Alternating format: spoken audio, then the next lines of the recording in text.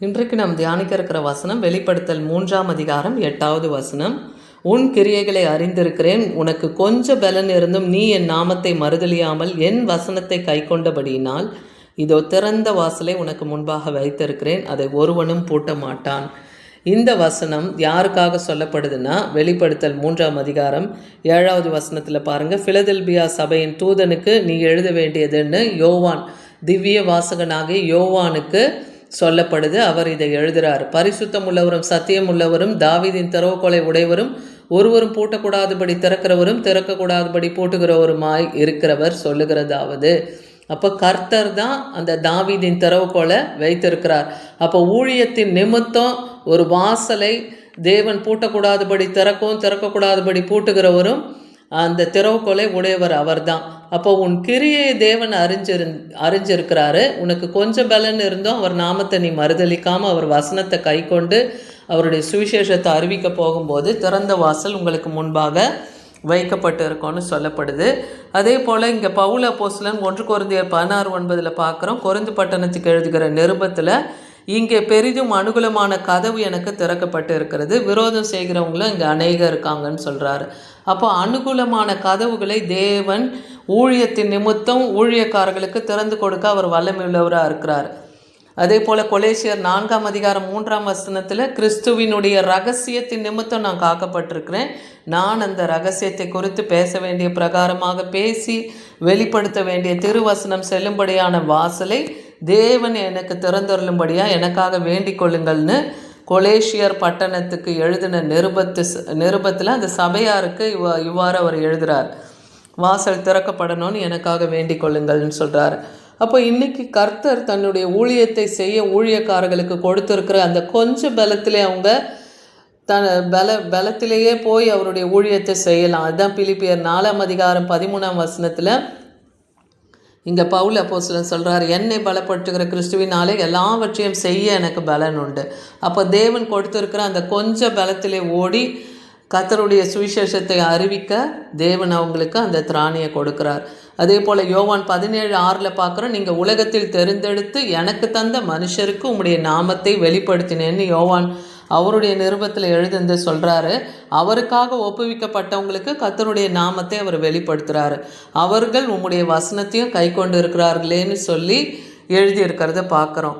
அப்போ ஆண்டவராகிய இயேசு கிறிஸ்து வெளிப்படுத்தல் 22:7 இதோ சீக்கிரமாய் வருகிற இந்த புஸ்தகத்தில் இருக்கிற வசனங்களை எல்லாம் கை கொள்ளுகிறவர்கள் பாக்கியவான். வெளிப்படுத்தலில் ஒவ்வொருத்தருமே எடுத்து தியானித்து பார்க்கணும். அதில் கடைசி காலத்தில் நடக்க போகிற காரியங்களும் சபைகள் எப்படி கடைசி காலத்தில் எழும்ப வேண்டும் என்கிற காரியங்களும் ஊழியக்காரர்கள் எப்படி செயல்படணும் என்பதும் அந்த சபையார் எப்படி ஆவியில் அனலாரிந்து ஆயத்தமாக இருக்கணும் கர்த்தருடைய வருகைக்கு என்றெல்லாம் சொல்லப்பட்டிருக்கோம். இந்த வசனங்களை எல்லாம் கை கொண்டு நடக்கிறவன் பாக்கியவான் என்றே வேத வசனம் சொல்லுது. வெளிப்படுத்தல் 3:10 பார்க்கிறோம், என் பொறுமையை குறித்து சொல்லிய வசனத்தை நீ காத்து கொண்டபடியால். ஆண்டவராகிய இயேசு கிறிஸ்து தன் பாடுபட்ட போதெல்லாம் அவர் அவருடைய நீடிய பொறுமையை பார்த்தோம் இல்லையா? அவர் அடிக்கப்பட்ட ஆடு போல அவர் கொண்டு போகப்பட்டார். அவர் வாய் திறக்காத ஆடு போல தன்னை ஒப்பு கொடுத்தார் நமக்காக, நம்முடைய பாவம் அக்கிரமம் மீறுதலுக்காக அவர் சிலுவையில் ரத்தம் சிந்தி மரித்தார். அப்போ அவருடைய பொறுமையை குறித்து நீ அறிந்திருக்கிறதுனால நீ இந்த உலகத்தில் இந்த இருக்கிற எல்லா ஜனங்களும் இந்த பூமியில் சோதிக்கப்படும்படியாக பூச்சக்கரத்தின் மேலே வரப்போகிற சோதனை காலத்தில் தப்பும்படியாக நான் உன்னை காப்பேன்னு அன்னைக்கு யோவானுக்கு ஆண்டவராகிய இயேசு கிறிஸ்து இந்த வசனத்தை வெளிப்படுத்தி சொல்லுகிறத பார்க்குறோம். 2 தீமோத்தேயு 4:7 பவுல் அப்போஸ்தலன் நல்ல போராட்டத்தை போராடினேன், ஓட்டத்தை முடித்தேன், விசுவாசத்தை காத்துக்கொண்டேன். அது போல தான் இன்றைக்கும் ஊழியக்காரர்கள் கர்த்தருக்காக நல்ல போராட்டத்தை போராடணும், விசுவாசத்தை காத்து கொள்ளணும். அப்படி இருந்து நித்தியத்துக்குள்ளே போகிறவங்களா நாம் காணப்படணும். நீதிமொழிகள் 30:8 பார்க்குறோம், சாலமோன் ஞானி சொல்கிறாரு, மாயையும் பொய் வசனிப்பையும் எனக்கு தூரப்படுத்தும், தரித்திரத்தையும் ஐஸ்வர்யத்தையும் எனக்கு கொடாதிருப்பீராகன்னு சொல்கிறாரு. ஏன் இப்படி சொல்கிறாரு? ஏன்னா மாயையும் பொய் வசனிப்புக்கும் என்னை தூரப்படுத்துருங்க. அந்த மாதிரியான காரியங்கள் என் எல்லையில் இருக்கக்கூடாது. நான் ஐஸ்வர்யமான ஆகி பரிபூர்ணம் அடைஞ்சதுனால நான் உண்மை மறுதளித்திடக்கூடாது. நான் தரித்திரப்படுறதுனால திருடிடக்கூடாது. என் தேவனுடைய நாமத்தை நான் வீணிலே வழங்காதபடிக்கு எனக்கு என்ன படியோ அதை நீங்கள் அளந்து போடுங்க, என்னை நீங்கள் போஷித்தருளுங்கன்னு சாலமோன் ஞானி இந்த நீதிமொழிகளில் இந்த வசனத்தில் எழுதியிருக்கிறத பார்க்குறோம். அதை போல தான் ஊழியக்காரர்களும் மாயைக்கும் பொய் வசனிப்புக்கும் தங்களை விலக்கி பாதுகாத்து கொள்ளணும். அதே போல் ஐஸ்வர்யத்துக்கும் தரித்திரத்துக்கும் அவங்க தூரமாக தான் இருக்கணும். தேவன் அன்னன்ன நாளைக்கு உரிய காரியங்கள் அன்றன்றுக்குள்ள அப்பத்தை அவங்களுக்கு கொடுப்பார் இல்லையா, அவங்கள போஷிப்பார். அந்த அவர் என்ன அளந்து கொடுக்குறாரோ அதுபடியே அந்த ஊழியக்காரர்கள் போஷிக்கப்படுவாங்க. அந்த விசுவாசம் ஊழியக்காரர்களுக்குள்ளே காணப்படணும். அதே போல் யோவான் 14:21 24 வரைக்கும் பார்க்கும்போது யாருக்கு கர்த்தர் திறந்த வாசலை அடுத்து வைக்கிறார்னா, அவருடைய கற்பனைகளை பெற்றுக்கொண்டு அவைகளை கை கொண்டு இருக்கிறவங்க என்னிடத்துல அன்பாக இருக்கிறார்கள்னு ஆண்டவராக இயேசு கிறிஸ்து சொல்கிறார். என்னிடத்துல அன்பாக இருக்கிறவன் என் பிதாவினிடத்திலும் அன்பாக இருப்பான். அவனில் அன்பாக இருந்து நானும் அவனுக்கு என்னை வெளிப்படுத்துவேன்னு சொல்கிறார். அப்போ கிறிஸ்துவுடைய கற்பனைகளை நாம் கை கொண்டு அவருடைய வசனத்துக்கு கீழ்ப்படிந்து நடந்து அவரிடத்தில் நாம் அன்பாக இருக்கும்போது அவர் நமக்கு வெளிப்படுத்தி காண்பிப்பார்.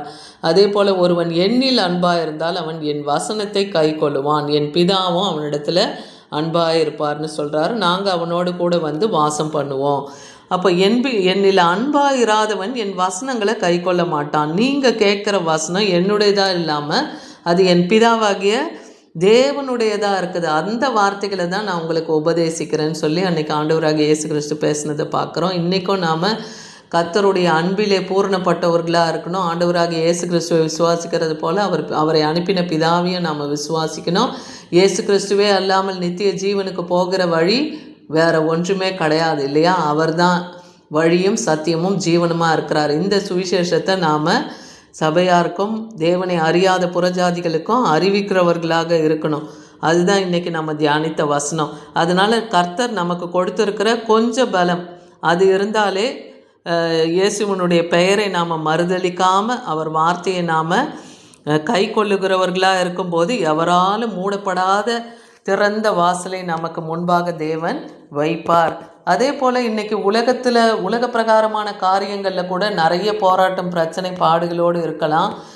நிறைய வேலை ஸ்தலத்தில் போராட்டங்களாக இருக்கலாம். உங்களுக்கு அனுகூலமான கதவுகளை தேவன் திறப்பார். ஏன்னா நீங்கள் கர்த்தருடைய கற்பனை கட்டளைகளை எல்லாம் கை கொண்டு நடக்கும்போது உங்களுக்கு முன்பாகவும் தேவன் திறந்த வாசலை வைப்பார். அதை ஒருவனும் பூட்ட முடியாது. அதை விசுவாசிங்க. ஏன்னா தேவனுடைய அறிவு நாம் அளவிடப்படாதது இல்லையா. அவர் அனந்த ஞானம் உள்ள தேவன். அதனால் அவர் உங்களுடைய செயல்கள் எல்லாம் பார்ப்பார். உங்களுடைய நம்பிக்கை, உங்களுடைய விடாமுயற்சி அதெல்லாம் பார்த்து உங்களுக்கு இருக்க பலத்தில் அவருடைய நாமத்தை நீங்கள் மறுதளிக்காமல் இருக்கும்போது எந்த எல்லையிலையும் தேவன் உங்களுக்கும் திறந்த வாசலை வைப்பார். அதனால தான் விசுவாசத்துக்கு வெகுமதியாக அவர் நமக்கு கொடுக்குறாருன்னா அவருடைய வார்த்தைகளை நாம் கை கொண்டு நடந்தால் எவராலும் மூட முடியாத ஒரு திறந்த வாசலை நமக்காக தேவன் திறந்து கொடுக்க அவர் வல்லமையுள்ளவராக இருக்கிறார். அதனால் இந்த வார்த்தைகளை விசுவாசிங்க, கர்த்தருடைய வசனத்தை கை கொள்ளுங்க, அந்த வசனத்தில் நிலைத்திருங்க. கர்த்தருக்கு உண்மையும் உத்தமமாய் உங்கள் கிரியைகளில் காண்பீங்க. அப்போ கர்த்தர் ஒருவரும் பூட்டக்கூடாதபடி திறக்கிறவும் திறக்கக்கூடாதபடி பூட்டுகிறவும் ஆகிய தாவீதின் திறவுகோலை உடையவர் உங்களுக்கு திறந்த வாசலை கொடுப்பார். அதை ஒருவனும் பூட்டாதிருப்பான். ஆமீன்.